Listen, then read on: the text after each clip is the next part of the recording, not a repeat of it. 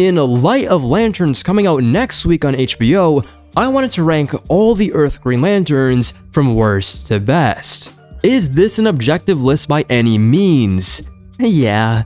And before some of you guys get mad that your favorite Lanterns are not incorporated into this list, I want to talk about the 3, maybe 2, someone correct me if I'm wrong if there actually is 3, that nobody really wants to talk about, but I know there's going to be some wiki purist that comes out of nowhere just to say, actually, you forgot these characters. So just so that you know that I know that everybody knows that they exist, let's bring them up. Teen Lantern. Nobody cares about Teen Lantern. When you try to pretend that you're a fan, I know you're lying. And then Joe Mullen. Now, Joe Mullen as a character and in Far Sector itself, that entire book is really good. The problem with Joe is that she doesn't really have that much material to really go off of. Even if I do enjoy her character, where she was placed, that story she was in, along with just her design itself, it's really cool. She does have a lot of workings to become a great character. And in fact, in the Absolute universe in Absolute Green Lantern, Joe has done extremely well as the main character, and she might even be a better character there. So just for this discussion of the mainline universe, I just don't think there's enough material to place her accurately. Otherwise, I would have just put her at the bottom, and I don't think that's fair to her character. But with all that out of the way, all my safeguards in place so that nobody can shoot me with a Green Lantern boxing glove construct, whoop-pow! Let's get straight to it. What type of cartoony stuff am I on right now? Is it safe to proceed? I guess it is. But before we get started, hold your horses. Remember to like, comment, subscribe, and turn on post notifications so you know when a new video goes live. And before you, whoa, do not skip ahead. Don't do it. Answer the question down below, the question of the day. Who is your favorite Green Lantern? Not objectively the best, but who you like the most. Your individual experiences with said character, and why they mean so much to you. And when you're done with that, maybe even go to my discussion post and actually vote there. And we're on our way to 50,000 subs. We are almost there. I know it can be done. Hopefully, we do one last massive push by the end of the month. I know we can do it. But anyways, guys, I know I'm kind of chaining you a little bit, but let me let you go. Okay, let's get back to the video. Coming in at number 6 is Simon Baz. Ooh, I gotta charge my laptop. Sorry about that, I'm back, and now we can see the recharge bar going up. Okay, let me stop. But the reason why he's so low is because he hasn't made a Hot Wheels construct yet with a full racetrack, and the only 5 Simon Baz fans are gonna know what I'm talking about. He is a mechanic, so cars should be a part of his tool set. But it's unfortunate because now more than ever, I feel like Simon would be a very compelling character just based off his concept alone. He is a Muslim American. He came from Lebanon. There's just so much you can do with this character. Obviously, back in the day, they tied him more to 9/11. Of course, that does date him a little bit. Not exactly date him, but it puts him within a time period. But his origin is so connected to those events that it should always be a part of him. Just how, like the Holocaust, for example, is a part of Magneto, and that will never really change no matter how many years go by. Also, I'd like to point out that there isn't really that many Muslim characters. We can find black characters, Latino characters, obviously Caucasian characters, Jewish characters, but I couldn't name you 5 Muslim characters. I couldn't even fit them on one hand, not because there's an abundance of them, but because they wouldn't fill out each one of my fingers. And with Simon, we really get to see the experience in a post-9/11 world, and just the political and cultural stigmas that are placed on Muslim Americans. And through his eyes, we get to see the fear that many people experience, and I love when people use race and culture in a way that connects to the real world instead of having it superficially be used as a way of representation. If you're going to create these characters, you might as well have the average reader who is related to said race understand what they're going through and feel some type of connection just off the strength of what they go through being similar to what they've been through or stories that they've heard. Simon is a very interesting case because we see him get profiled in real time. This is actually where his story starts off. He was wrongfully imprisoned in Guantanamo Bay, and if you know anything about Guantanamo Bay, you know that human rights violations were up the wazoo in that area. Back in the day, that place was just hell. And Simon at the time, what he was doing was, oh, this is a bad look. He was kind of stealing vans to sell the parts to make extra money. And while that does kind of suck, crime in and of itself for most individuals who aren't like insane, it's a way to have or to improve their life experience. How do you find ways to do it through legal means? If it's hard for you to do that, your situation where you're located and you're trying hard and you're still in the trenches and the people around you are kind of pushing these ideas into your head of what you should do, it's gonna push you down the wrong path. And unfortunately, he stole the wrong van. He was set up. I tell you, Your Honor, he was set up. He wasn't, but it looks very shady. This one van was filled with explosives, and when it comes to optics, especially being a Muslim man, that did not look so hot. They thought that he was a terrorist. Thankfully, though, his ring came just in time, and it allowed him to escape. And you might be thinking, wow, one horrible part of my life just turned into one of the greatest. I have a Green Lantern ring now. I can create anything my mind wants. Wow! And him being a mechanic, that should have been an easy layup. Unfortunately though, he never really learned to 100% use the ring. It was always a bit faulty and something was wrong with it. But the big problem was, he had a fear within himself. He didn't know what he was doing, so he always carried a gun on him. He was strapped, which is crazy. It is crazy. He had a gun on him as a Green Lantern. The reason why is because he thought his ring wasn't going to work when he needed it to. So if he pulled out a gun, it would be easier to use and more reliable. You don't really have to worry about your willpower not being enough. Just pull the dang trigger. But the thing is, him having that gun was a representation of said fears. He was holding his fear in his pocket the entire time. He was limiting himself and his full potential. It's like having his own little mini parallax on his waist. The same reason why the Green Lantern Corps back in the day had this weakness to the color yellow. I know, that's a lame weakness. I wouldn't wish that on my worst enemy. But it was the color of fear, and parallax is the fear entity inside the power battery. The source of all the GL's power was the cage, the prison, for their biggest enemy, the literal embodiment of fear. But Simon was really just perpetuating that concept, but on a smaller level. The moment he got rid of the gun and he handed it over to Commissioner Gordon was the moment he really started to thrive. And imagine what could happen once he reaches his full potential if he was pretty dang confident with a faulty ring.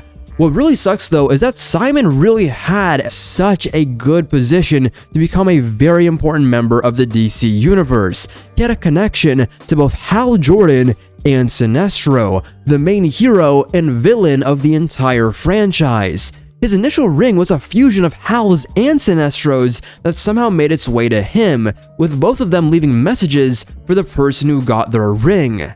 And the reason why it went to Simon is because Sinestro wanted a host who was closer to him than he was to Hal in terms of mindset, somebody who was a bit more arrogant, more aggressive, brash, and rebellious.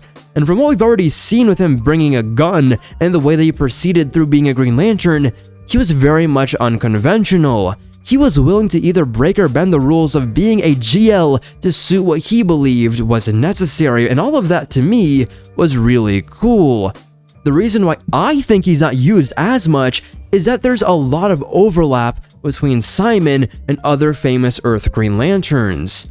Somebody who's a bit more rebellious, angry, and arrogant, that sounds very similar to Guy Gardner. Rebellious is literally Hal Jordan's middle name, somebody who breaks the rules, or at least goes against them for the sake of doing what is right. That is exactly what I said for Simon a minute earlier. And that is the problem. Simon has all of these really cool pieces, but so many of them are already something that belong to other lanterns. But let's go to accomplishments. Let's see if that separates him more. Simon has literally healed somebody, his best friend, his brother-in-law, with his Green Lantern ring. From a coma, he fixed him. He squabbled with Volthoom, the first and one of, if not the most powerful lantern of all time, with his fists. He quite literally blasted the rage out of Bleeze, a literal Red Lantern, mind you, and his ability to use Emerald Sight, which gives him the power to see into the future and get glimpses of what's to come. It's a cognitive ability that I've never seen a Green Lantern use. He's a Lantern who does the impossible. But who else does that? Hal Jordan, the maverick of the group who has the highest willpower out of everyone, is known to do crazy things like this. I've seen him shrink somebody with his Green Lantern ring. I've seen him use his pocket dimension better than other lanterns. I've seen him pull himself in and out of it when other lanterns couldn't. I've seen him construct a relationship with his Green Lantern AI to the point where the ring itself not even somewhat, it loves him like a partner, to the point where she will literally bat an eye and break free from the Guardian's programming to go off script and to disobey their orders. So as a whole, he has a lot of different pieces from other lanterns. He could be the jack of all trades of everything, but then what's the point of watching him if other lanterns do what he does, but better? And they all are a part of the same group. They're a part of the 4 corpsmen. So even if we're gonna give him the benefit of the doubt and say that he does really, really well in all of these aspects, why should we care if all of these lanterns not only hang out with each other, but also work together as a group very effectively? There just really isn't a use for him on a practical level, and that sucks. And that really just drains me, considering there aren't really many great Muslim representations. Simon might honestly be the best other than Khalid Nasser, Dr. Fate, in DC at least, who himself is also used more in background supporting roles. And coming off a very successful DC Rebirth title, it's really just sad to see how far he's fallen. Because with enough push by DC, I genuinely think Simon Baz could have been much higher on this list. And in 5th place we have John Stewart. And now before you crucify me, wait! I just want to bring your attention to a little story from Batman Superman World's Finest, a really fun book by Mark Waid that takes place in the past, during the era where Batman wore blue and Dick Grayson was Robin. And while I won't go through the whole story here because it's really just a retelling of John Stewart's origin, here, reading the story, it really reminded me why I think John used to be such an interesting character and still can be. They balanced his architect side and his military side, something we've also seen by Philip Kennedy Johnson in last year's Green Lantern War Journal. The problem is that recently, and I don't even know if this will be the case in Lanterns, I hope not, because there's this really cool construct that John made that kind of looks like a drill, a very crazy looking drill, that makes me believe some sort of architectiness must be ingrained into this version of the character as well, but we don't know much about it.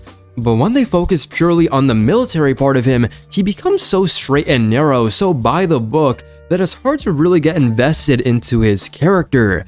I could really be reading about the Punisher. He has a really interesting take on what happens to soldiers after war and their service, the trauma that leads to, and the fact that they can't live a normal life, and then of course, the added factor of his family being killed and him going on a one-man crusade to kill and eradicate crime in a way that's so unhealthy, erratic, and insane that every other hero, if you're normal, and even other anti-heroes, look at him a bit differently with a bit of a side eye. I could even be reading about Iron Man, Hal Jordan, who is technically a military man. He's a fighter pilot, and there is some banter between them when done well. It is very fun, but usually they kind of throw that to the side.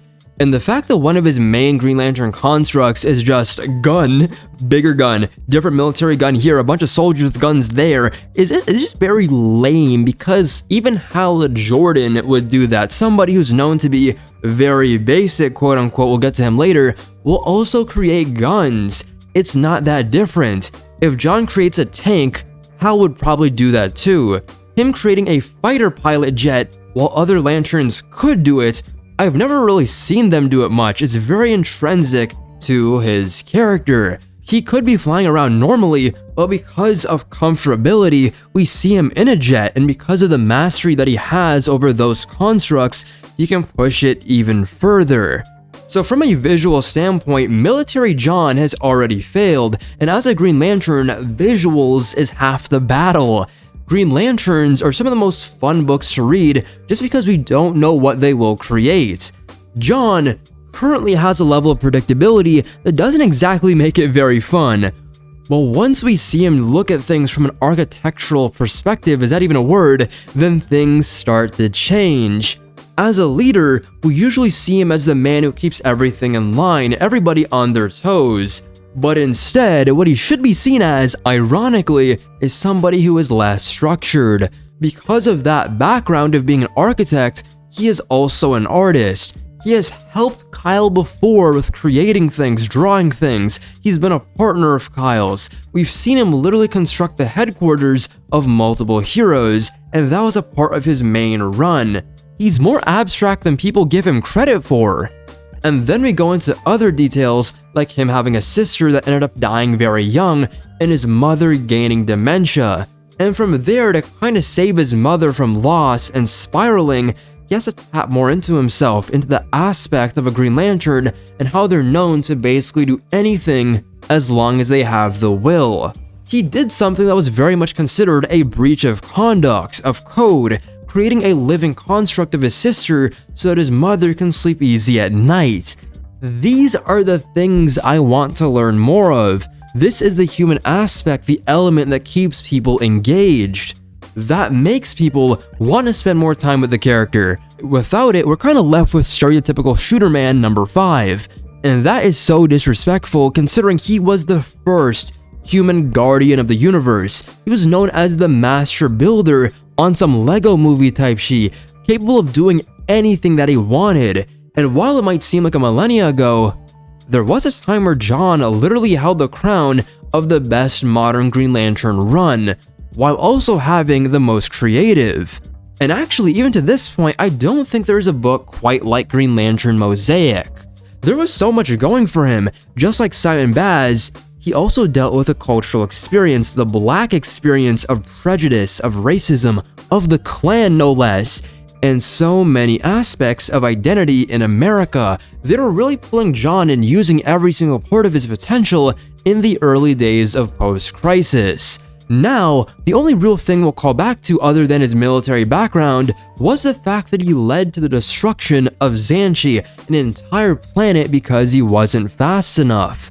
Losing hundreds of thousands, if not millions of people in an entire ecosystem due to his arrogance, sending Martian Manhunter away so that he could disarm a bomb, because I guess bombs are very military-like, so they want to keep that in, I guess. But from there, he realized that the bomb was coded in yellow, stupid weakness number 6. The fact that he tried to do something and that it was painted and his ring couldn't affect it and then it blew up was one of the craziest rookie mistakes I've ever seen. But again, that doesn't really mean anything these days if you're really only tying John's characteristics to him being a military man. If that's what you do, then him failing to disarm that bomb should quite literally make him a failure. The biggest bomb of his life blows up in his face. Like, if that's what you want to define him by, then John has already failed for being a man who has decades of experience. This is not what you want him to be. John has been out of the military for a long time now, actually, but guess what? He's still an architect. In post-crisis, mostly and in other books, he was given the respect that he deserves. But in the main Green Lantern comics right now, and for the past decade or so, it was always something they wanted to stay away from, the architect. I don't exactly know why, but at this point, I can say that it definitely costed his character, and he's not been the same ever since. Very hollow and bare bones. And when you see the other Lanterns, even Simon Baz himself, you wonder, why aren't they taking over the book? They have more personality, make them the center of attention. Why is John here? I know this is harsh. I know all the DCAU John fans are coming after me, but it's true. The only reason why I'm being like this is because I've seen him be a peak character. Right now, I only put him above Simon because the peaks that he has is higher. He's done more, he has more iconic moments, adaptations, and when done well, he's a very great character in comics. The concept itself is dynamite. Pun intended. Unfortunately, reason writers haven't been tapped in. You so much as sneeze without my permission, you're going to regret it. That I'd like to see! One punch! One punch! Ooh. And at number 4, we have Guy Gardner. And honestly, I'm really surprised that he's this low, even though this isn't exactly the lowest spot. But as a character, I really enjoy Guy. If you ever need somebody to slide for you, Guy will be there. He's kind of annoying, yeah, but he's very much just an arrogant scumbag type of character where he's really just trying to make people angry. He's rage baiting, and even if he's not, it's his personality to make people upset just by existing, but he has a heart of gold at the end of the day. Yes, he might seem oblivious at times and maybe a jerk, but even if you look at his relationship with somebody like Ice, for example, during his Justice League International era, you would notice that he can be an intimate or introspective person. And honestly, shout out to Ice, by the way, because Ice really— whoa, no, shout out to Ice Maiden. Everyone says the first part, not the last part.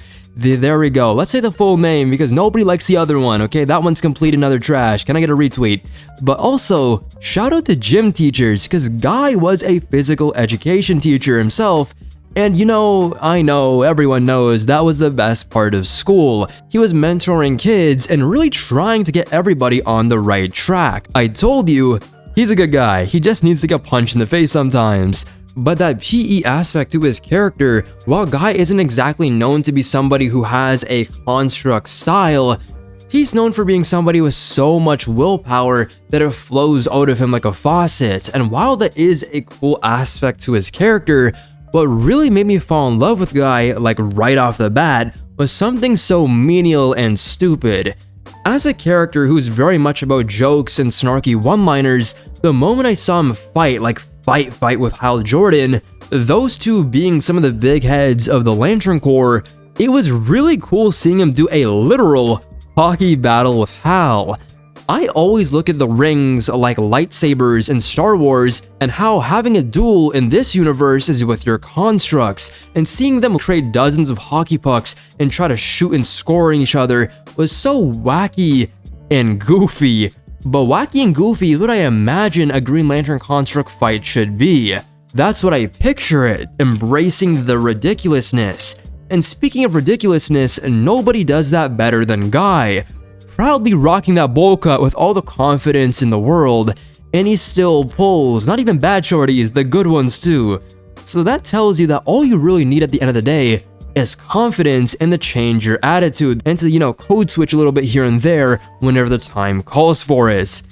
And while he is a character that gets funnily disrespected by the common audience, it's important to realize that Guy was supposed to be the original first Green Lantern. That's how much willpower he had. When Abin Sur crashed on Earth, Guy was the first candidate for the Green Lantern ring. Hal only got it because he was closer to the site. I know that would bring Hal's ego down if he ever learned it. Even if he did though, I'm pretty sure you just push it under the rug as a lie. But Guy being relegated as the backup to Hal Jordan, if I was him, I would be mad as hell. But Guy was just so stubborn that he was able to pull himself out of being somebody's second choice into his own man. But despite this, he also worked really well in an ensemble. In fact, his work in JLI, as mentioned previously, is very enjoyable because it frames the superhero genre in a different manner. Guy Gardner and the rest of the team feel like sitcom characters before that was even normal for superheroes. They treated it like a workplace comedy, and Guy was lucky to be a part of that because now it's a founding part of not only his character, but it's a milestone in DC history. But moving over to his time with the Green Lantern Corps, his rivalry with Hal Jordan is so cool because he doesn't even hate Hal. He respects him. All he wants is a proper competition. He wants to prove himself as better or just as good as the people around him. He's literally the guy who would insult you for 5 minutes straight and then potentially throw himself into a black hole to save you. That contradiction feels very Bakugo-esque, and now that I mention it, wait a minute, he is the Bakugo of the Green Lantern franchise. Why am I just realizing that now? It's probably why I enjoy his character so much. Yes, he's a bit of a loose cannon, and he can be very angry at times, which I'd like to point out made him the perfect person in the existing Green Lantern supporting cast to interact with the new Red Lantern Corps concept and to gain a Red Lantern ring. What both Bakugo and Guy have is this unwavering loyalty to those he sees as good, to those that he sees as fighting for their story, for the collective win of everyone involved. Both of them are winning demons. They are very competitive. That is what they care about. And with Guy, it's to the point of even becoming a Red Lantern permanently and having 10 to 20 different Red Lantern rings on his fingers, all Emerald Twilight style, and defeating Atrocitus. The main leader, the guy who created the Corps to begin with, who has blood magic in his arsenal and who has Dexstar in his lap, and somebody who fought the Spectre. He even fought Arkillo, the Yellow Lantern, when both of them didn't have their rings. He is human at the end of the day, and he is a super strong alien. They squared up, they were brawling, and he punched him so hard, a being with superhuman strength, again, more strength than a human, to the point where his eyeball was kind of falling out of its socket. Its socket. That's Guy Gardner. He is one of them ones. He's one of one. And that's exactly what carried him for so long all these years. And coming in at number 3, we have Jessica Cruz. And for a lot of you guys, this is going to be a surprise, but for me, it just makes perfect sense. Her character and the idea of having somebody so controlled by fear be a Green Lantern. That's a good idea. Somebody with so much anxiety, that is going to be relatable to a lot of people because for many, they are, or even we are, to say it generally collectively, we're in survival mode, or we have a lot of things happening to us, or we just can't think it through, or we have trauma.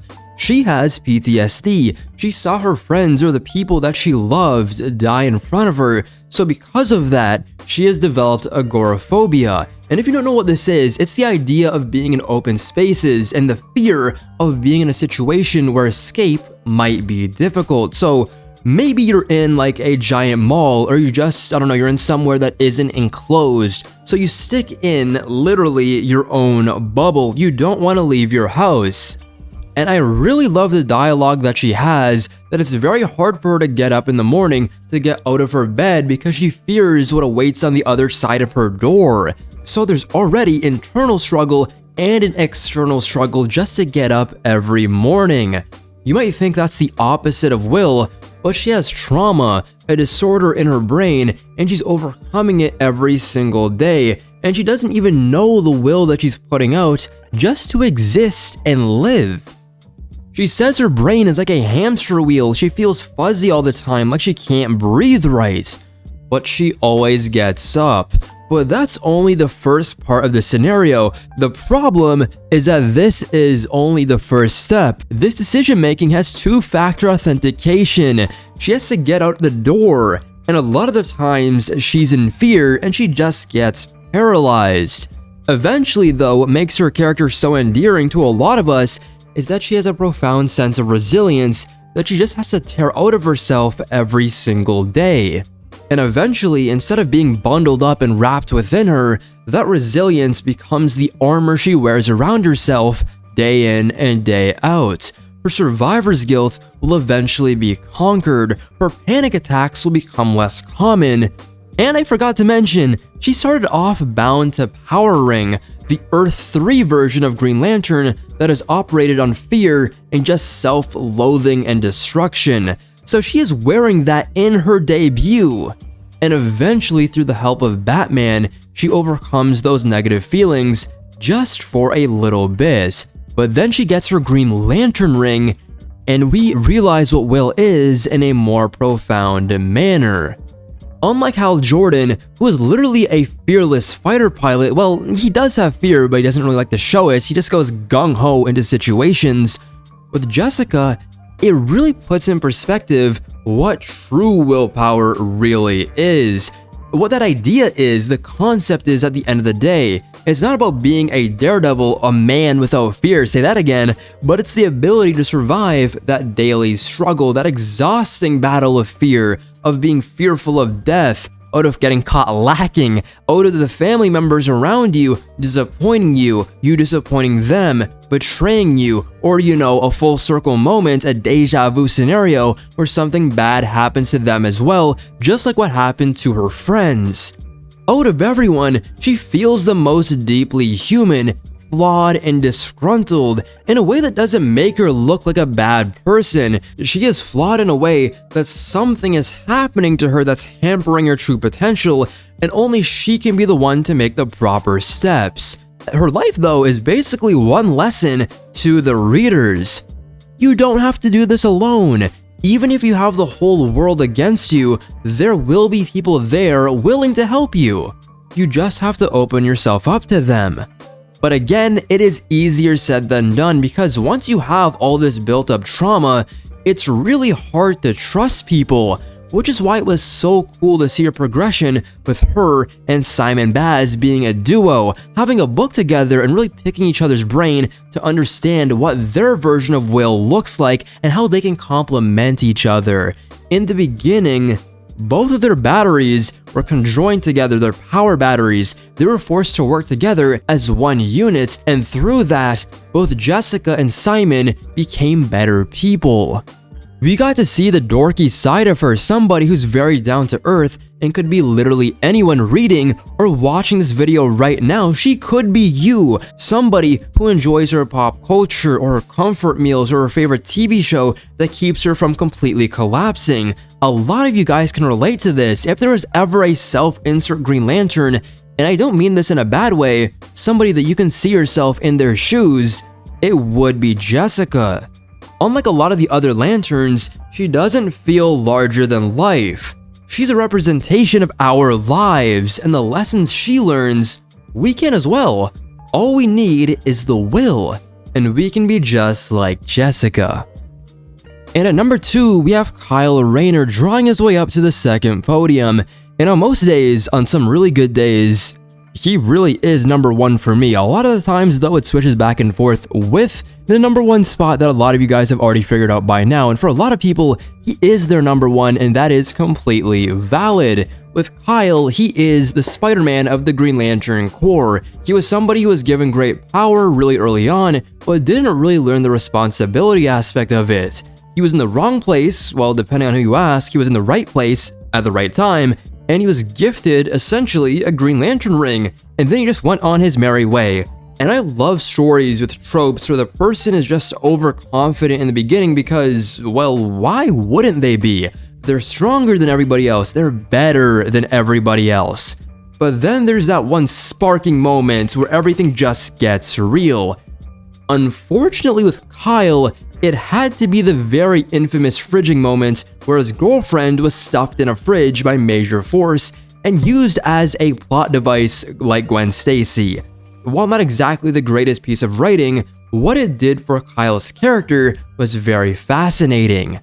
Seeing somebody discover that their beating heart was literally ripped out of them and drawing them back into a place of, I don't want to say insecurity, but a feeling of imposter syndrome. All that confidence that you had died with your girl. Now you have to rebuild yourself, all the while being compared to this legendary Green Lantern that's still somewhere in the ethos despite him now being a new entity, Parallax. And that guy who's supposed to be your mentor, who's supposed to drag you onto this journey into the cosmos to make you great, is your biggest enemy. You have to fight the level 100 boss very early on into your career. You didn't get the chance to level up yet. And while he doesn't defeat him by himself, he did go with a party, he is a big part of the 0-hour event that eventually leads to Hal's defeat. And I think that's what makes Kyle so interesting. You get to actually watch him grow. The biggest thing with Kyle, though, that everybody likes to point out, and the easiest thing to point out, is him being an artist, a comic book artist, and how banging that is as a Green Lantern. If creativity is the name of the game, and Hal Jordan has the most willpower, you can certainly be one of the most creative. It's like seeing two different characters in your party max out different stats on their skill tree. And while he doesn't do this often, I love seeing him think in comic book panels or 9x9 grids or just arts and concepts, and seeing how he uses these to solve problems, metaphorically disassembling situations, or to literally and figuratively box out or in a dilemma so that he can then creatively sketch it out. What are problems really if the whole world is your canvas and you have a ring that's your paintbrush? You can make anything happen. What's the point of being rageful and angry all of your life? You can do all of these things. You have to move on a little bit. This is a piece of advice I wish Kyle took to heart, because that same creativity that then sparked more willpower within himself ended up being a problem later, as that same imagination created some of his worst enemies, like Oblivion, a character who's quite literally a reality warper that spawned from his darkest thoughts. And he's done this twice, by the way. First time as a Green Lantern, as a repressed part of his subconscious, as random pieces of his fears, rage, anxiety, and greed all start to manifest and coalesce into this one powerful black blob who had Herald-level strength, showing you that Kyle had insane potential. He had some Megami in him, pause, that could lead to him becoming way stronger than he was at the moment. It also, very unintentionally, showed you his emotional strength. Not really in terms of, holding everything together, but how deeply he felt with all of these other emotions, showing you a through line, this unknowable foreshadowing for later on when he masters all of the emotions of the emotional spectrum and becomes a White Lantern. Here, he creates another Oblivion. As soon as he levels up, he has to come back down a bit. This one, though, is just more powerful, almost like a black symbiote version of a White Lantern that he now has to destroy. A dark mirror of what he could become if he holds on to this unlimited power. Absolute power, as you all know, can corrupt absolutely, and this was the physical and abstract embodiment of that very real idea. But even before he got onto that level of power, he became one with the willpower entity of Ion, along with absorbing some of that Oblivion juice, taking some of those embers to become more powerful. Through this, he gains new abilities, as you might expect, and he becomes the true torchbearer that he was always meant to be. At the very beginning, he was holding the entire Green Lantern mythos on his back as the sole Green Lantern, and through letting go of this new Ion power, he then was able to create a central power battery that then created more rings, and he then resurrected the Guardians of the Universe, really being the reason why Green Lantern Rebirth by Jeff Johns could even happen. So to reiterate, he created the core again, the rings again, the leaders again. The entire universe and the structure of it would not be the same without Kyle Rayner. Hal killed them all. Parallax literally snapped them out of existence, massacred, dead, gone, and then Kyle brought everything back together. Kyle Luke Skywalker, I'm gonna call him that, brought back his Jedi Order. But moving away from the Green Lantern side of the mythos, what if we got into something more general? He was a very trusted member of the Justice League, and he had a very fun, enjoyable dynamic and rivalry with Wally West, and their duo is as good and as iconic, in my opinion, as Hal Jordan and Barry Allen, despite being relatively new in their roles, being the newcomers of the JLA. And during his tenure as a main member of the team, what I really loved is seeing different writers portray him as the main character. It's his journey, really growing up, seeing how to become a better hero, seeing how the other League members look at him as a rookie. And throughout the years, we see moments where heavy burdens literally fall on top of his shoulders, where destiny gazes upon him and tells him that he'll become Hal's equal, if not greater. Metaphorically, by the way, because literally it was Dream of the Endless, but you get what I mean. And then by the end of his run as a JLA member, we see him save the Justice League through a very meticulous 3-point plan that he constructed in the past, present, and future, getting visions of everyone dying, being in a situation where the death actually occurs, and then sending information to the past so that Nightwing and his new Justice League can help coordinate so that they're not only resurrected, but that they can beat the big bad of the Obsidian Age event. And at this point, we're approximately 80 or so issues into the new run, and for most of us, it feels like we've seen somebody grow up despite him being an adult. We saw somebody who didn't know his left foot from his right, to then somebody the entire Justice League believes can carry the entire world on their shoulders. Someone who is equal to Hal Jordan. And it was done in a natural way too, not in a way that it felt like they were telling you that he reached that level, because we saw it. They didn't even need to mention Hal's name.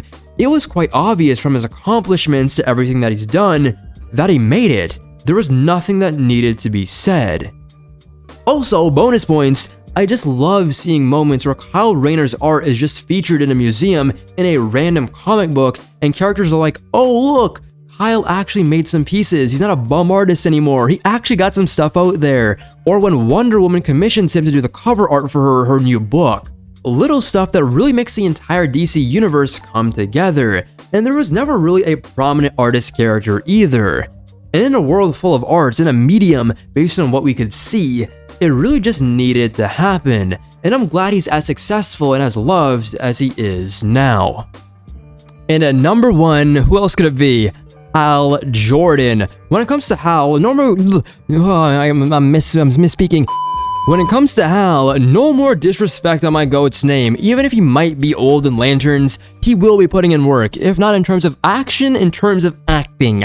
I don't know, Kyle Chandler is gonna cook, and in a perfect world, I don't know, 30, 40 years ago, he would have been the perfect Hal casting, but maybe after the spoiler warning, I guess, kinda, maybe, after he becomes Parallax, it would be cool if we got a recasting. I would be there with open arms because it seems like all the pieces are there and it can be done. And while this might seem impossible for some, look at Hal Jordan. If you want somebody to do the impossible, he'll do it. Hopefully that translates to real life. But moving on to comics, if you want there to be a leader or just somebody that everyone will fall behind, it's Hal Jordan. He will go Irwin on it. He wouldn't even have to do a big speech. Everyone will fall behind him and he will have the ballsy plays. While everyone says he has very basic constructs and is by the book, I'll tell you, he will push his Green Lantern ring to the limit. And his mind, I know I'm glazing, but his problem-solving skills and the crazy ways he defeats his enemies needs to be studied. And along with the fact that if you need somebody who's gonna check you, who's gonna not stand idly by and take orders, and who will break the rules if needed, especially if he feels like it's a stupid decision and he knows a better way, count on Hal, it will be done. He is the greatest Green Lantern for a reason. His intuition is like no other. Not only does he have the most willpower and he has the best track record in terms of the fights that he has with his enemies, not only did he reinvigorate the Green Lantern franchise in Green Lantern Rebirth, bringing in new and unprecedented levels of fans, of hype, of world building, of storytelling, of glaze, and most importantly, when it comes to comics, sales. The biggest era in Green Lantern history had that man Hal Jordan front and center. Not to mention, I'm about to fanboy over my glorious king. He has the best villains, either from the Silver Age, from pre-Crisis, or the Johns era. His relationship with Sinestro is one of, if not the best DC rivalry ever. Even it's one of the best rivalries in fiction. Sinestro in the beginning was his mentor, and now he's his greatest enemy. What was that switch? And even in the Johns era, they went from being allies once again because of the War of Light, and they were even partners again when Sinestro got his green ring back. Then, at the very end of the run, he's the embodiment of fear, the host of Parallax, and he's looking Hal dead in his eyes as Hal asks, were they ever really friends? Sinestro replies, that's the tragedy of all this, the beauty. We will always be friends. Dude, take me back. We used to be a country, a nation. Green Lantern was on top. And the fun doesn't really stop there. The one thing I really love about the character that I don't see a lot of people talk about is his relationship post-Crisis or Johns with his father, Martin Jordan. He really learned to be a Green Lantern through seeing his father cut open the sky. He was a fighter pilot, and that's exactly what Jordan wanted to be. He learned no fear from his father. And even though Martin did die doing what he loves, it led to a very interesting cascading effect where Hal could have been paralyzed by fear. But instead he took the risk. He saw what his father did, and that inspired him. He always wanted to fly. And eventually, he would be able to do it outside of the cockpit. As soon as that Green Lantern ring hit his finger, he was given the green power of creation, the ability to soar through the sky, stomping on clouds freely, omnidirectional, every way he wanted. It's almost as if he ascended straight to heaven itself to live out his wildest fantasies. That's what the Green Lantern ring gave him, and that is why he's so free. All the shackles that tied him down to the ground, the chains that were now lifted off of him, he's no longer stunted. And while not directly connected to his career as Green Lantern, his time as Parallax and Spectre was character defining. Parallax is so interesting because we saw somebody with the greatest will get influenced and corrupted by fear. So what does that tell the Green Lantern Corps if that's able to happen? And it was alluded to that he let it happen. He could have fought back against it, but he didn't. He let all those darker impulses, those negative thoughts, take the front seat. Fear was now in the cockpit and it was running rampant, but the entire idea was still Hal's. He wanted to create a better world where all this death didn't need to happen, but he had to do a bunch of evil things first before things could get better. And unfortunately, one of those evil things was killing the entire Green Lantern Corps and taking all of their power, accumulating it for himself to achieve his set goals. Eventually though, he was stopped. He came to his senses and performed the ultimate sacrifice, leading to him becoming the Spectre. Now, as God's spirit of vengeance, he's really trying to reclaim himself, redeem himself for all of his sins. Eventually, he does get resurrected, and his will becomes stronger because he tasted true fear, because he fell down the pits of despair, and now he has to bring himself back up again. He has to redeem himself not only in the eyes of God as he did once before, but now in the eyes of man. He had an uphill battle to go through, and by the end of it, it just made him stronger. If Green Lantern is the Star Wars of DC, Hal Jordan is the perfect Anakin Skywalker. He's been a hero, a villain, he's been neither, he's been an anti-hero, even an anti-villain, and now he's in a position where he rightfully reclaims his throne as the greatest Green Lantern back from the dead. As we know, his willpower is better than anyone's, and hell, he's at the point where he's able to absorb and fight and defeat the embodiment of will itself. Other emotional spectrum entities will pull up on Hal, and he'll defeat them with his own will. That's all he needs, and that is crazy, maybe even impossible, because those entities are meant to be the embodiments of all emotions in the universe, maybe even in the Omniverse, and Hal is still getting it done. I don't know how that's possible, but I told you, if you want the impossible done, all you need is to ask a Jordan. But yeah guys, let me know down below, who are your favorite Green Lanterns? Give me a list, maybe just like mine, maybe something completely different in the comments down below. Remember to like, subscribe, turn on post notifications so you know when a new video goes live. And yeah, see you all later, take care, deuces, peace.